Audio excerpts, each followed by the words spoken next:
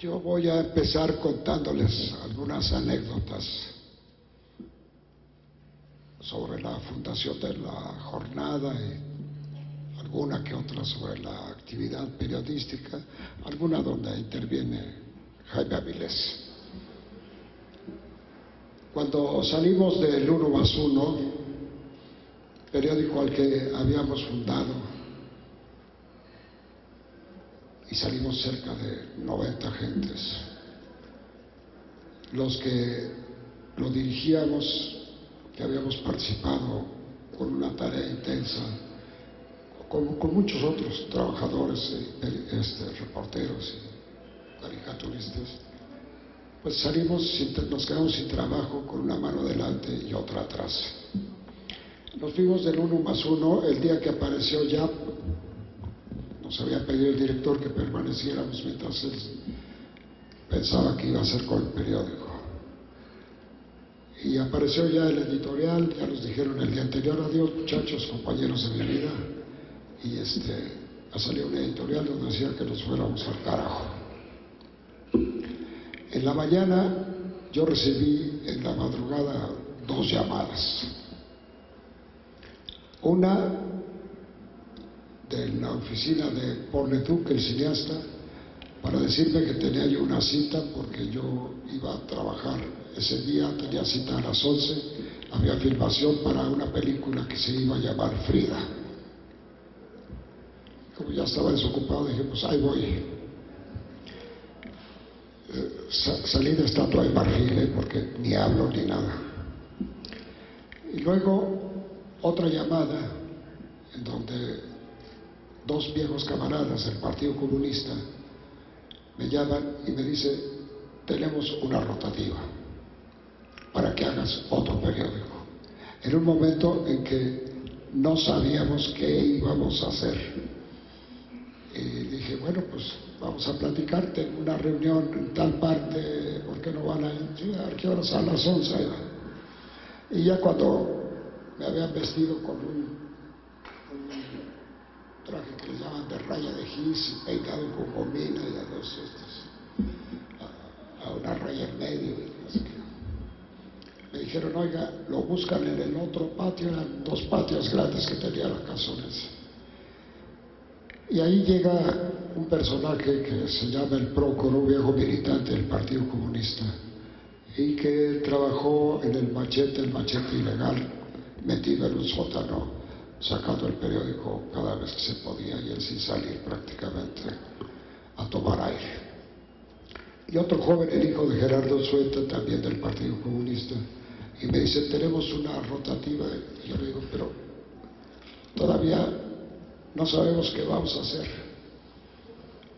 Bueno, el caso es que después de eso empezamos a reunirnos y a decidir que debíamos hacer un periódico. Y esa rotativa fue la segunda que ocupó la jornada durante un tiempo.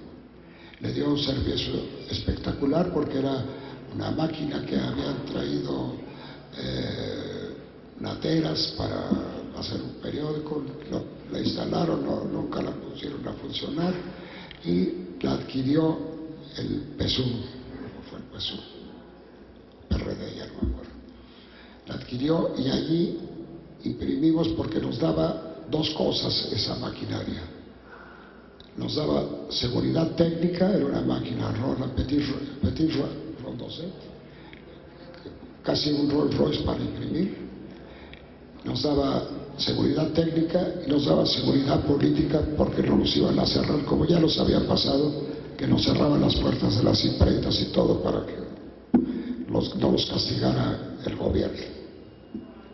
Bueno, ya cuando decidimos hacer, bueno, quería contar la otra anécdota.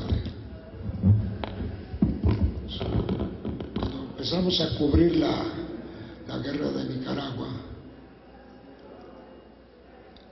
Jaime Avilés mandó una nota que yo consideré que era una nota de primera plana, y no solamente de primera plana, sino que debía ser la principal nota. Y tuve casi una rebelión en la redacción, que eso no era periodismo, que eso era una barbaridad, que las noticias se construían como les habían enseñado en la escuela y sus viejos maestros, como una pirámide invertida donde las principales se diluye y le corta uno abajo, si no se sobra. Bueno. Y no, Jaime empezaba de otra manera. Yo me empeciné, me rebelé contra la rebelión y se publicó en primera plana como el principal fue, ¿verdad? Y imagínense ustedes lo que decía Avilés. Empezaba diciendo así, en una carta: querida mamá, espero que cuando recibas la presente yo estaré bien, estés bien, yo estoy bien, mañana me incorporo a la guerrilla. Es la primera vez que yo sentí como una información se iba a los lectores y regresaba como una gran marejada de que algo nuevo estaba pasando. Y bueno, esa era una forma en que yo creo que de alguna manera o de otra intentó decir las cosas la jornada, contar las cosas un poco de otra manera. No hemos logrado todavía contarlas como cuando se empieza un cuento y se termina como se termina. Siempre hay que ponerle otra vez y se vuelve una especie de leonasmo de repetir la cabeza y luego repetir la entrada y luego repetir adentro y concluirlo. Pero bueno, se van logrando algunas cosas. En la jornada decíamos, lo hemos hecho bien y lo hemos hecho mal.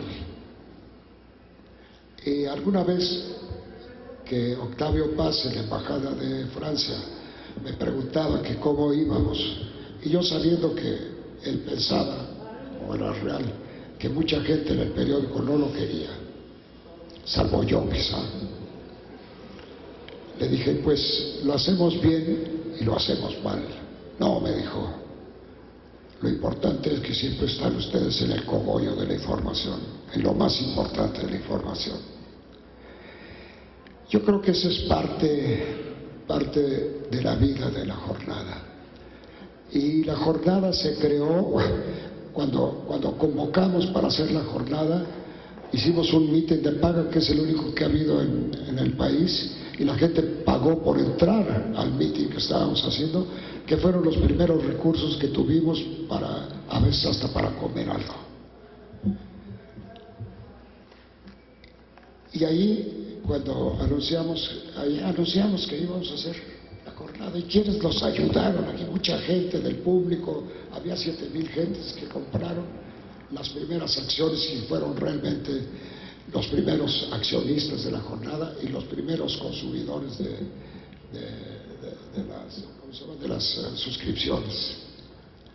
No ha variado prácticamente el volumen, así va arriba, abajo, con ese número de voto duro por la jornada. Y ¿quiénes nos ayudaron en esto? ¿Quiénes nos ayudaron mucho? Bueno, muchos de los escritores ni siquiera cobraban. Los pintores nos regalaron cuadros que valen una millonada ahora y valían desde entonces.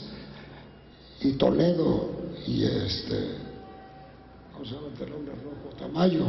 Tamayo nos regaló una edición de una litografía de 100 ejemplares que valía $100,000, que le entregamos en la bancos para que nos prestaran un poco de dinero para pagar los salarios.